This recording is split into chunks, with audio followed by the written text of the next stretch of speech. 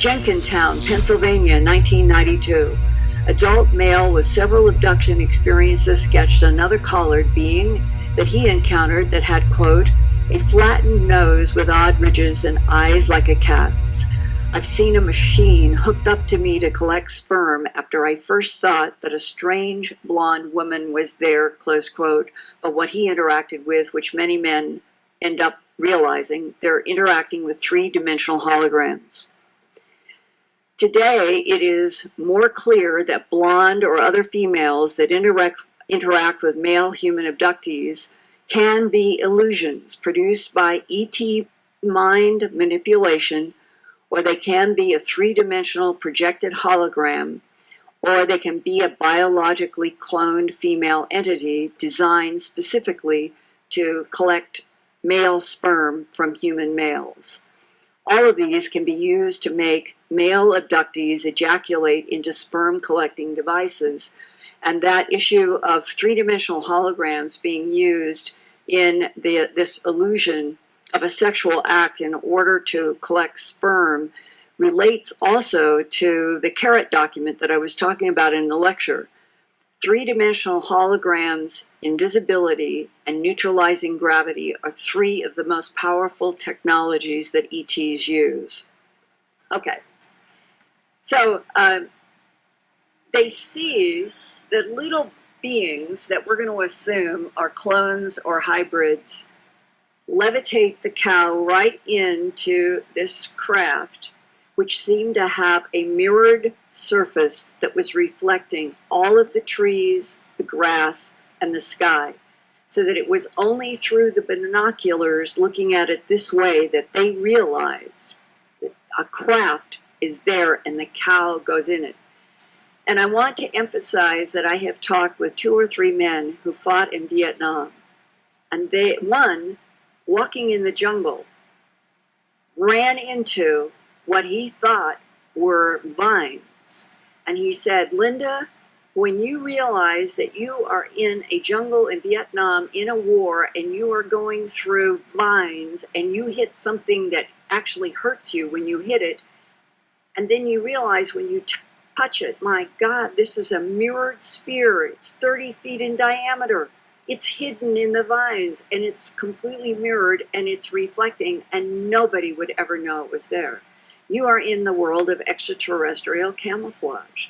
It can be holograms, it can be done with these mirror surfaces, and this is exactly what happened over here with the case on that I was showing you, that other one. Well, I'll just keep going because I do eventually get to show you one was a Bigfoot over here and one was a lizard.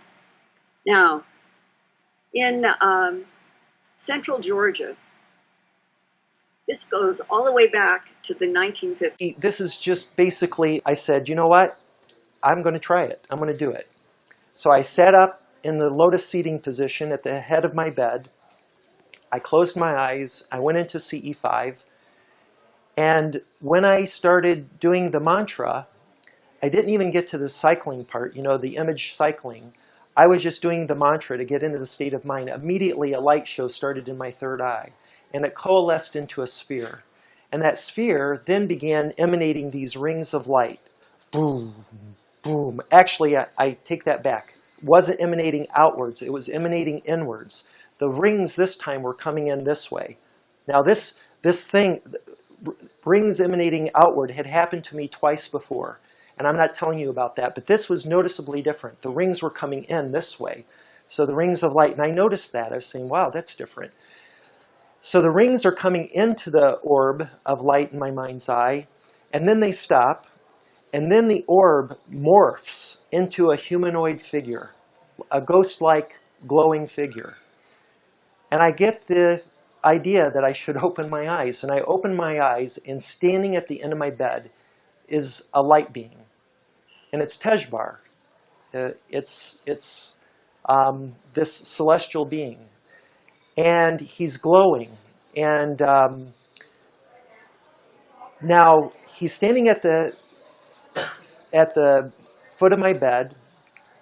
and I can see everything except his legs and feet. I can see from here, roughly from here up.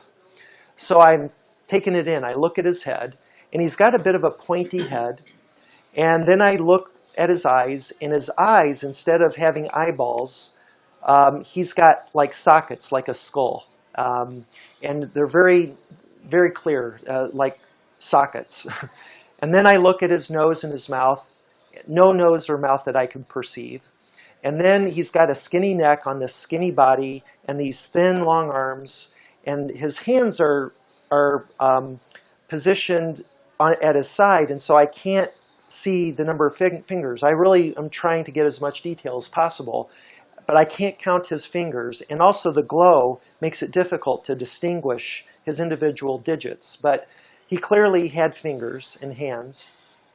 And so after taking this all in, the other thing I noticed, and this is an interesting detail, my background is in computer graphics. That's my formal training, and I have written software to render virtual 3D scenes and all the lighting that goes into creating these computer graphic images and scenes. And we worry about getting all the lighting just right, all the ambient light, the specular highlighting, all that stuff that makes the scene look real. And what really struck me is that this thing was glowing. It was glowing, but there was no ambient light. There was no light on the walls directly behind him.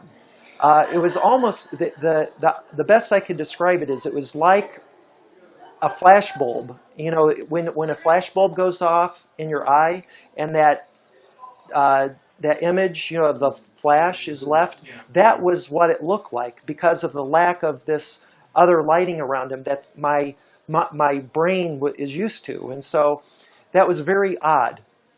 He also was transparent. He wasn't fully, at the time I didn't think he was fully materialized. And he was sparkly as well. So he was sparkly. I could see through him. And so that's about as much detail as I can give you about Tejvar. Seeing his, and that's the only time that I've physically seen him, was that night. I have not seen him in that state again since. John Mack, the professor of psychology at Harvard University, interviewed a woman named Sarah about her UFO and abduction experiences. She told him that on one occasion she went on a skiing trip, and that during the night in the hotel room she awoke and got up out of bed and saw materialize out of nowhere in the room an entity that was disguised as her boyfriend. She was sharing the room with a skiing friend who only saw the entity as having no features, that was basically a silhouette. And this skiing friend of Sarah then strangely went immediately to sleep. After her friend went to sleep, she then saw her boyfriend morph into an entity with black insect-like eyes, an oversized head on a small body, and who then turned into a serpent-like creature that was almost like a snail without a shell. Sarah even described this entity as being like a hologram that was projected during the whole time of her experience. This whole experience that she and her friend witnessed was a bizarre one. She happened to see the entity who she thought was her boyfriend, while her friend only saw this entity as a shadow figure with no features. That sounds a lot like the shadow people phenomenon. This experience is very paradoxical in the sense that the entity was a holographic projection of some sorts that Sarah and her friend have seen differently due to mind manipulation from the UFO intelligences. Within the UFO abduction lore, there is a consistent story that shows up over and over and over again, where a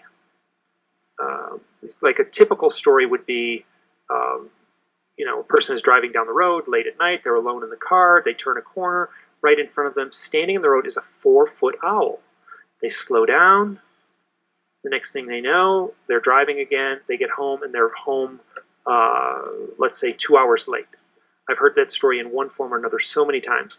And I've also heard a few stories where people have had hypnotic regression, and then they'll say under the hypnosis session, which again is like not well, it's a imperfect investigative tool, let's say, where they say that the after examining the owl, they realized it wasn't an owl they were looking at. It was an alien. It was one of those big-eyed gray aliens. And I have some really funny stories like that. There was one that I have there's an essay that I posted online. There's a woman, again, her name is Lucretia Hart, and she's got the site at Spiral's End, and I lifted this story for this essay right from her blog. Now she would have been 19 years old at the time. She was working in a summer camp. She had had a lot of experiences at that point. Her life was very stressful. She was freaked out, couldn't sleep, and all the typical things that someone who's had intense contact would tell. So she's walking along this path, full daylight, bright sunny day, in the forest. She's walking alone. She's actually close enough to the summer camp where she can hear the girls at this girls' camp, behind her at the spot she left. So she was going to get something. I can't remember why she was walking, but she comes around a corner and she looks into this opening, this clearing, and there's a gray alien, like the classic gray alien with the big black eyes, full daylight. She's totally 100% conscious. She sees this thing standing there in the field right next to the trail. It sees her, she sees it, it kind of goes, and she hears this voice in her head that goes, owl, owl, owl, owl. And she watches this thing sort of morph into an owl and then start running into the woods. And she said it was, even though it turned into the owl, there was still like the shiny, bright sunlight on the big, round, bald head. There's sort of a funny aspect to that story, but so there's something that is at play where the UFO occupants or the aliens or the visitors or the beings or whatever vocabulary word you want to use are somehow interacting with the individual through either psychic means or technological means, but they're creating some sort of screen projection that the person thinks they're seeing an owl. And so once again, back to that where people see a 4-foot owl in the road. I've heard that so many times. Owls don't get to be 4 feet. Now, one thought is that they very much could be extraterrestrial. They could be coming from another planet, physical beings on board a craft, but something within their propulsion system, let's just go with like the actual physical propulsion system of the craft, may be so exotic that it may disrupt time and space and consciousness and reality in ways that we can't comprehend fully. And then, if, for instance, let's say, and this comes from discussion I've had with a woman. Her pen name is Lucretia Hart. She has a website called At Spiral's End. That's amazing, and she's been documenting her own firsthand experiences. But if let's say a flying saucer lands in someone's yard, and the little gray aliens walk through the wall, and they're creating a portal or a distortion in reality that allows them to walk through the walls, and this gets reported with great consistency, that what the after effect is that people will be plagued by poltergeist experiences, electronics won't work correctly in the house, and could it be, and this is total speculation, I have no proof of this, but it is interesting to contemplate, could it be that the effects of these craft, of this dimensional doorway, of whatever, I don't even know quite what it is, but could that disrupt the fabric of our reality that attracts owls, that attracts synchronicities, that creates psychic abilities in the observer, which is another thing that's very consistently reported. So it could be just that they have a fancy motor that disrupts our reality, and then these things that we call magic just start appearing. It's nothing more than some sort of exotic physics that we haven't grappled with yet. No, I mean anything. And I've actually heard UFO witnesses with a lot of personal experiences say that sounds like we're talking about the same realm. They'll call it the astral plane or the imaginal realm, and they'll say that it's in this imaginal realm where the craft travel. That's how they get from point A to point B. That's when they turn invisible. When people see a craft, blink out, oftentimes people will see a craft blink out, and then they will say, "But I knew it was still there." And then this one individual I'm thinking of, spoke quite convincingly that the craft themselves are going into this imaginal realm. And she also said that this imaginal realm is like the in-between realm between our reality and then some grander reality. There is this little thin little layer of reality that butts up against these two realities, and that we can travel in that realm through astral travel, through outer body experiences, and also that's where remote viewing takes place. It is through that little corridor, that thin little barrier between our two realities. The remote viewers are accessing that. Now I don't know if this is true or not, but I think it. When she told me that, I just thought that was such a clear way of seeing it, and so many things that I've been struggling with seem to fall nicely in place. That doesn't make it true, but I like that metaphor. I think there's definitely a connection between the altered states, occultism, and the UFO phenomena.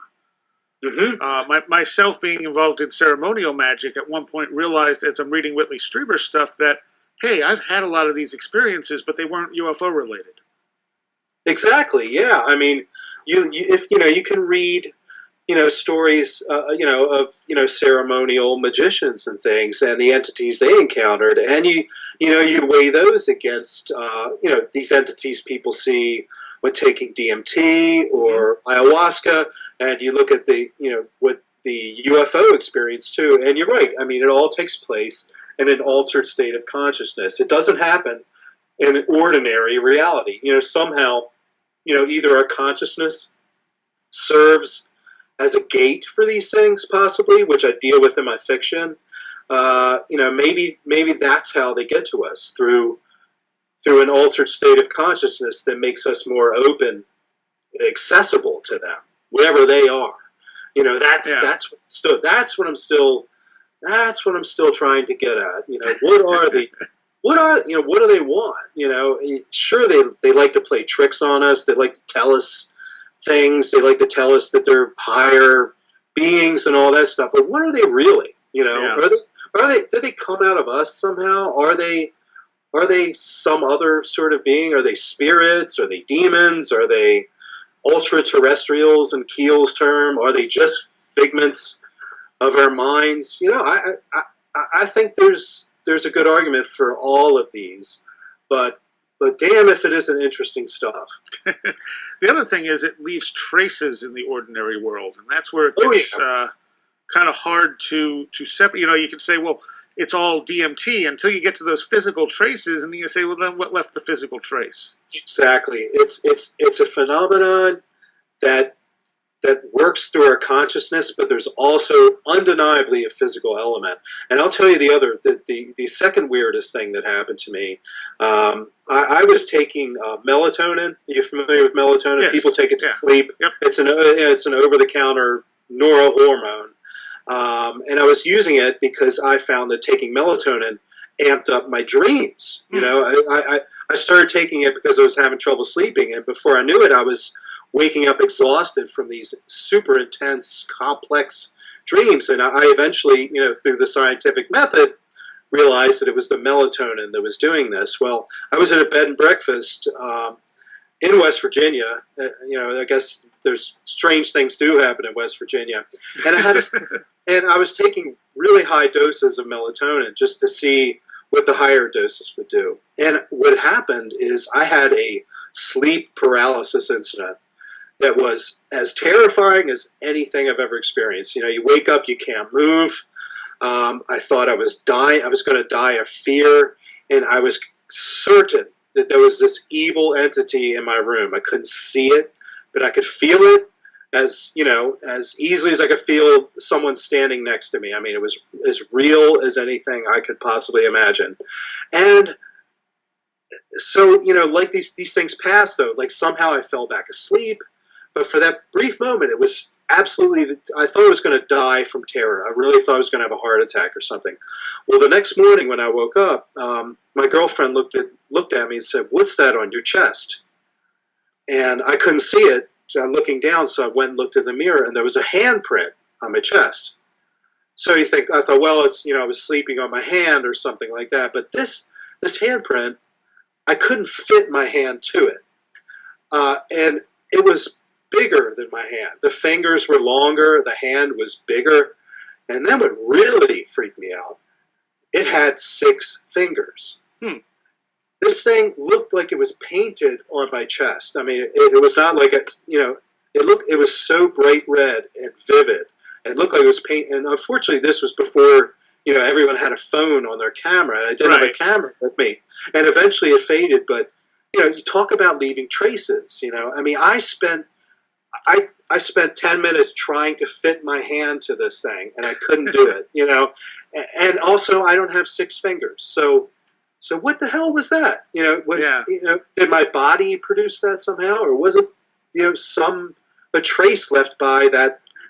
That sleep paralysis thing. I mean, so that's the kind of thing. Once something like that happens to you, it's hard to go back to prosaic explanations for this stuff.